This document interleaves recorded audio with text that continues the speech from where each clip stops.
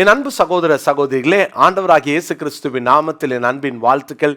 இன்றைய முத்து எனும் இந்த சிறிய தியானத்தின் மூலமாக மீண்டும் உங்களை சந்திப்பதிலே மகிழ்ச்சி அடைகிறேன்.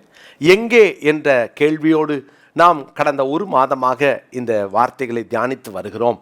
அந்த வரிசையிலே யோவான் சுவிசேஷம் 6ஆம் அதிகாரம் 5ஆம் வசனத்தை நான் வாசிக்கிறேன். யோவான் 6:5.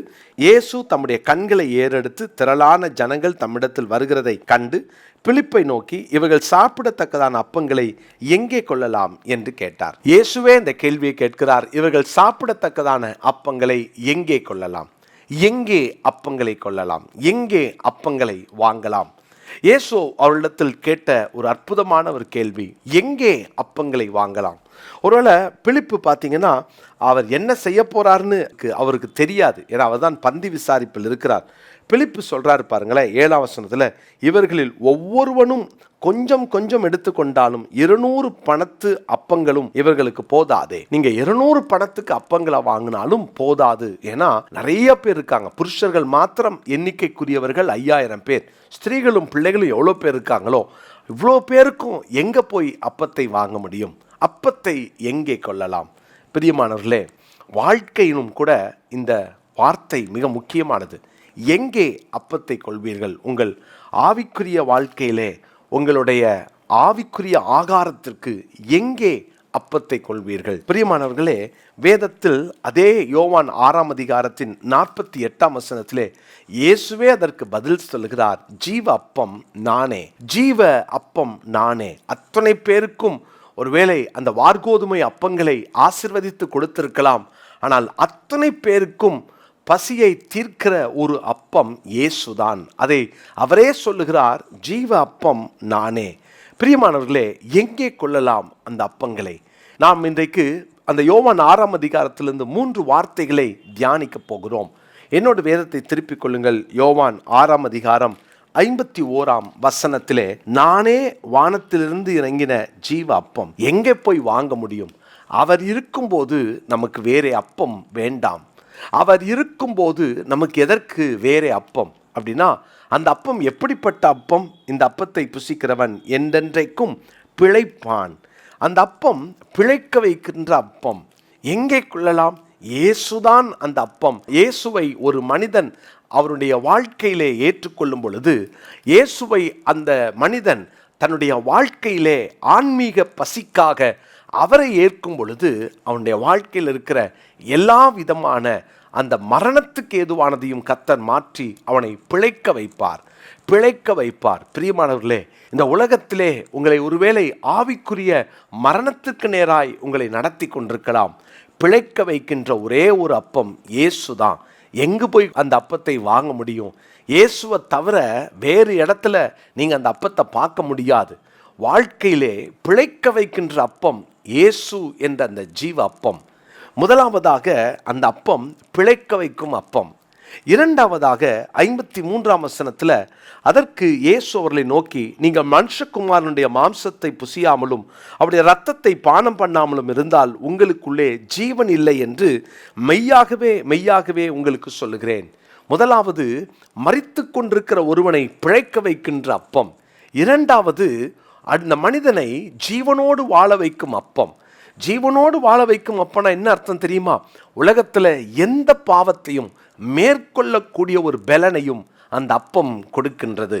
இயேசு என்ற அப்பம் நம்முடைய வாழ்க்கையில் இருக்கும் பொழுது, அவரை நாம் ஏற்றுக்கொள்ளும் பொழுது, அவரை நாம் உட்கொள்ளும் பொழுது, அவரை நம்முடைய வாழ்க்கைக்கு சொந்தமாக மாற்றும் பொழுது அவர் நமக்கு ஜீவனை கொடுக்கிறார். நிறைய பேர் பாவத்தினால மரித்து போனவர்களாக அவர்கள் பாவத்தோடு பாவமாக வாழ்கிறார்கள். அவர்கள் வாழ்க்கையெல்லாம் ஒருவேளை பெரிய ஆற்று தண்ணீர் செத்த மீன்களை அடிச்சுட்டு போறத போல நிறைய பேருடைய வாழ்க்கை மரித்து போய் கிடக்கிறது. செத்த மீன்களை அந்த தண்ணீர் அடிச்சுட்டு போகும். அது எதிர்நீச்சல் போட தெரியாது.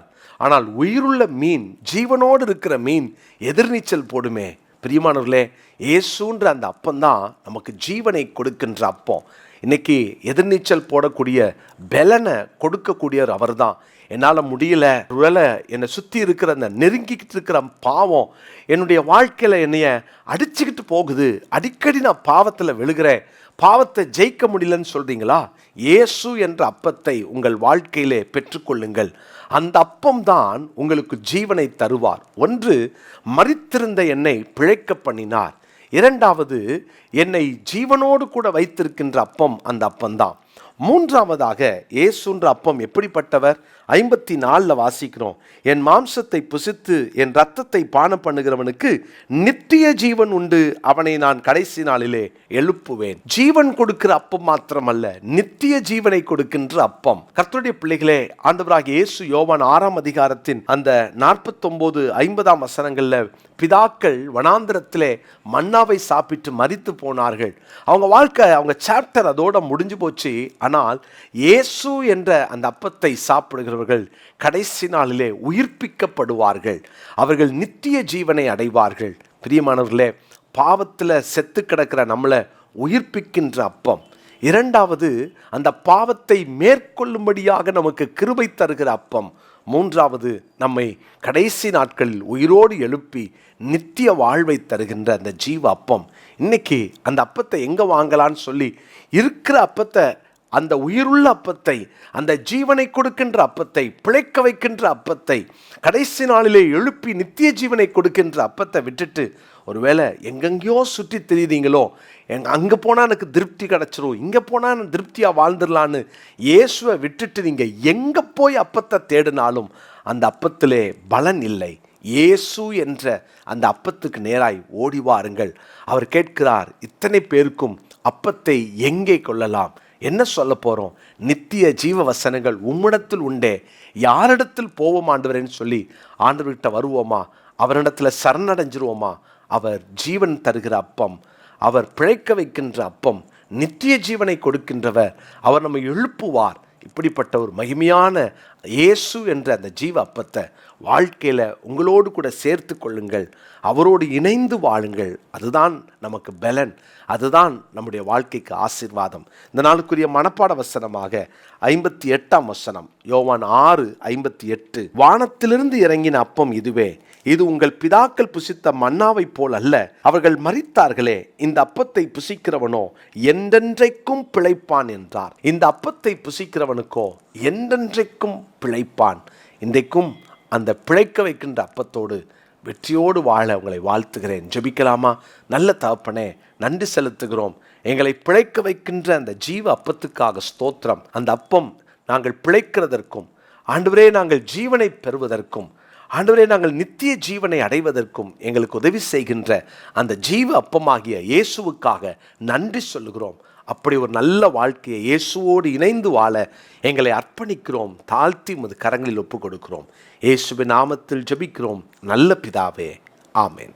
என் அன்பு சகோதர சகோதரிகளே, இயேசு கிறிஸ்துவின் நாமத்தில் அன்பின் வாழ்த்துக்கள். நம்முடைய வெற்றியின் ஊழியங்கள், விங்ஸ் ஆஃப் விக்டரி, இந்த 2 காரியங்களுக்காகவும் நீங்கள் தொடர்ந்து ஜெபம் பண்றீங்க. உங்களுடைய உதாரத்துவமான காணிக்கையினால் எங்களை தாங்கி வருகிறீர்கள். மிகுந்த நன்றி. ஆகஸ்ட் மாதம் 1ஆம் தேதிக்குள்ளாக நமக்கு 5 லட்சம் ரூபாய் வரை நமக்கு செலவு இருக்கிறது. அந்த செலவுகள் சந்திக்கப்படணும்.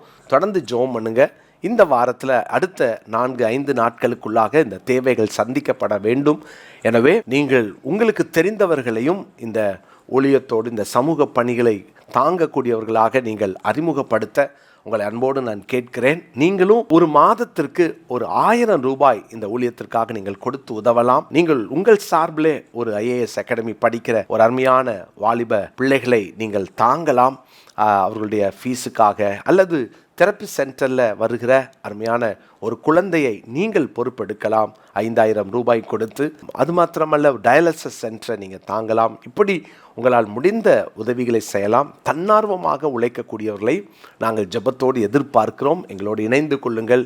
நாம் இணைந்து ஆண்டவருடைய நாமத்தை மகிமைப்படுத்துவோம். ஆண்டவர் உங்களை ஆசீர்வதிப்பார். இன்னும் இதை குறித்து நீங்கள் அறிய விரும்பினால் கீழே காண்கிற அந்த ஃபோன் நம்பரில் தொடர்பு கொள்ளலாம். எங்களோடு கூட நீங்களும் இணைந்து ஆண்டவருடைய நாமத்தை மகிமைப்படுத்த உங்களை அன்போடு அழைக்கிறேன். God bless you.